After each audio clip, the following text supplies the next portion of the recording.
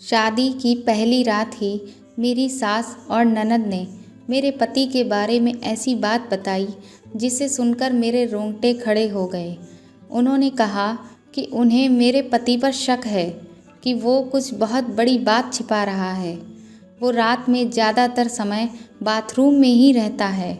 सुहाग रात को वैसा ही हुआ और सुबह जब मैं बाथरूम में गई तो मेरे होश उड़ गए, क्योंकि वहाँ तो लड़की के मेरा नाम ज्योति है। आज मैं आपको अपनी कहानी सुनाने वाली हूँ। आज ही मेरी शादी अमर से हुई है। मेरी शादी एक बड़े घराने में हुई है, जहाँ पैसों की कोई कमी नहीं थी। मैं और मेरे पिता अपने आप को बड़े खुशकिस्मत मानते थे कि हमें ऐसा घर मिला है। सभी रिश्तेदार भी यही कह रहे थे कि ज्योति के तो भाग ही खुल गए हैं, बड़ी किस्मत वाली है ज्योति। हम लोग उनके मुकाबले में कुछ भी नहीं हैं। पिताजी के पुराने परिचित होने की वजह से मेरी शादी उस घर में हो गई। शादी के बाद जब मैं पहली बार उस घर में गई, घर में जाते ही मुझे पता चला कि वो लोग कितने बड़े हैं।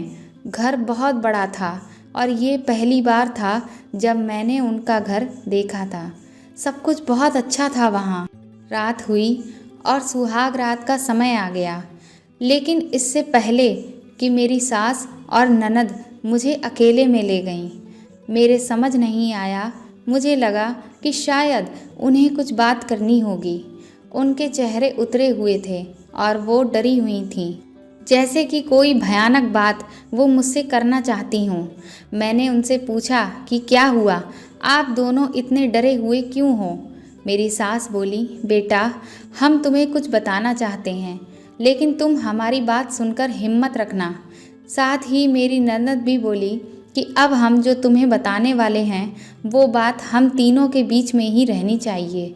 यह बड़ा घर है, यहाँ बात फैलते ज़्यादा समय नहीं लगता, और वो बात अगर सबके सामने आ गई तो हमारे घर की इज्जत मिट्टी में मिल जाएगी। और अब तुम इस घर की बहू हो और इस घर के मान सम्मान की जिम्मेदारी अब तुम्हारी है। उनकी बातें सुनकर मैं सच में थोड़ा डर गई। मुझे समझ नहीं आ रहा था कि वो लोग क्या बोलना चाह रहे हैं। मैंने कहा, आप मुझे साफ साफ बताएं कि आखिर बात क्या है। मेरी सास बोली कि बहू, मेरा बेटा मर्द नहीं है। उनकी यह बात सुनकर तो मेरे होश ही उड़ गए। उन्होंने कहा कि मैं जानती हूँ कि तुम सोच रही होगी कि फिर हमने तुम्हें क्यों फंसाया, लेकिन हमारी भी मजबूरी है। हम यह बात ऐसे ही किसी को नहीं बता सकते थे, वरना सभी को यह बात पता चल जाती। मेरा बेटा रात में अक्सर बाथरूम में ही रहता है। पता नहीं वह वहाँ क्या करता है। जब भी उससे पूछो तो यही कहता है कि उसका पेट खराब है। कमरे में जाने के पहले अपने पति के लिए यह बातें सुनकर मुझे समझ नहीं आ रहा था कि अब मैं क्या करूं। मेरी ननद कहती है कि तुम उससे बात करना, थोड़ा समय उसके साथ बिताओ, फिर उससे खुलकर बात करो। अगर कुछ हो सकता है तो हम ज़रूर करेंगे। हम तुम्हारे साथ हैं, हम तुम्हें अकेला नहीं छोड़ेंगे। सुहाग रात वाली रात यह सब बातें सुनकर मैं अपने कमरे में जा रही थी। अब मुझे डर लगने लगा था। मैं कमरे में बैठी बैठी यही सब सोच रही थी कि मेरे पति अमर कमरे में आए और उन्होंने कमरे का दरवाज़ा बंद कर लिया। वह दरवाजे से ही पेट पर हाथ लगाते हुए आए और बिस्तर पर मेरी तरफ पीठ करके बैठे और बोले कि उनका पेट खराब है, और कुछ ही सेकंड में वो उठकर बाथरूम में चले गए। बिल्कुल वैसा ही हुआ जैसा कि मेरी सास ने मुझसे कहा था। पेट खराब हो तो थोड़ी देर बाद वो बाथरूम से बाहर आ जाते, लेकिन वो करीब 1 घंटे तक बाथरूम में ही रहे। मैं बाहर चुपचाप अपने बिस्तर पर बैठी रही। उन्हें मैंने आवाज़ भी नहीं दी। बस यही सब सोचते सोचते मैं बिस्तर पर लेट गई। करीब 2 घंटे के बाद वो बाथरूम से बाहर निकले। मेरा अब उनसे बात करने का बिल्कुल भी मन ही नहीं था। मुझे लगा कि मेरे साथ धोखा किया गया है। वो भी चुपचाप अपने बिस्तर की साइड पर जाकर सो गए। सुबह मैं अपने आप को खुशकिस्मत मान रही थी और रात होते होते अपनी किस्मत को कोसने लगी। सुबह मैं जल्दी उठी और बाथरूम में गई। बाथरूम में मैं जैसे ही गई मेरे तो होश ही उड़ गए, क्योंकि बाथरूम में एक नई नाइटी टंगी हुई थी और साथ ही मेकअप का सामान भी वहाँ रखा हुआ था। यह सब क्या था मुझे समझ नहीं आ रहा था। एक ऐसे इंसान से मेरी शादी क्यों करवा दी गई। सुबह मेरी सास और ननद ने मुझसे पूछा, क्या हुआ बेटी रात में। मैंने कहा वही जो आपने बताया था, और यह कहकर मैं रोने लगी। मेरी ननद ने कहा, माँ मैं कह रही थी ना कि ऐसे ही किसी लड़की की ज़िंदगी खराब मत करो, लेकिन तुम सभी ने मेरी बात नहीं मानी। अब यह क्या ऐसे ही घुट घुट कर यहाँ रहेगी। मेरी सास बोली कि बेटा तू जो भी फैसला लेगी हम तेरे साथ हैं, लेकिन तुझे यह वचन देना होगा कि यह राज कभी भी तेरे मुंह से नहीं निकलेगा। अगली रात अमर फिर कमरे में आए। मुझे अब उनकी तरफ देखने का भी मन नहीं हो रहा था। मैं चुपचाप अपना बिस्तर ठीक करके अपनी साइड पर सो गई, क्योंकि अब बात करने को रखा ही क्या था। उन्होंने भी अभी तक कुछ बात नहीं की। उसकी वजह भी मैं जानती थी। थोड़ी देर वो बिस्तर पर बैठे रहे और फिर उठकर वो बाथरूम में चले गए। मैं समझ गई थी कि वो क्या करने गए हैं। थोड़ी देर के बाद बाथरूम से चीज़ें गिरने की आवाज़ आने लगी और फिर थोड़ी देर के बाद कुछ टूटने की आवाज़ हुई, और इस बार वो जल्दी ही बाथरूम से बाहर आ गए और आकर बिस्तर पर सो गए। हमारे बीच कोई बात नहीं हो रही थी। मैं तो यही सोच रही थी कि अब मैं क्या करूं। यही सब सोचते सोचते मुझे नींद आ गई। मैं सुबह जल्दी उठी और फिर मैं बाथरूम में गई। लेकिन इस बार बाथरूम में जब मैं गई तो सब कुछ बिखरा हुआ था। नई नाइटी को फाड़ दिया गया था और मेकअप का सामान भी बिखरा हुआ था।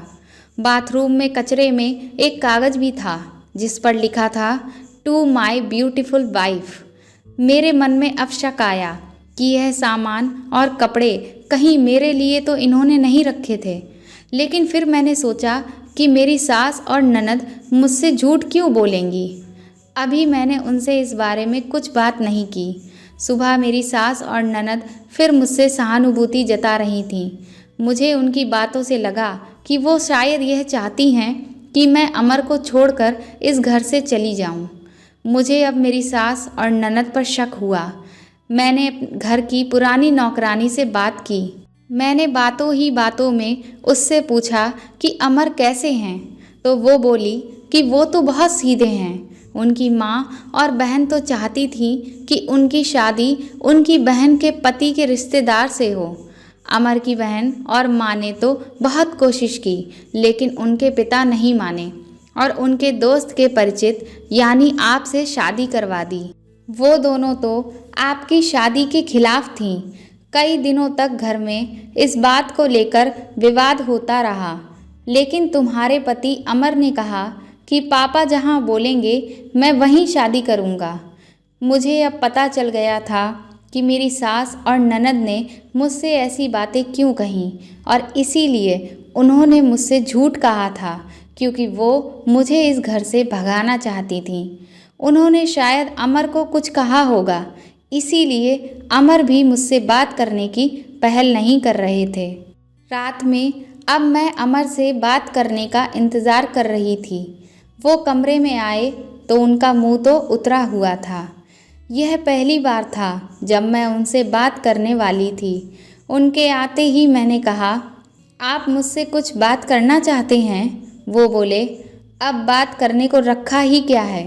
पापा का विश्वास था कि वो घर अच्छा है, इसीलिए मैंने माँ और बहन के मना करने पर भी तुमसे शादी की, और तुमने सच छिपाया है।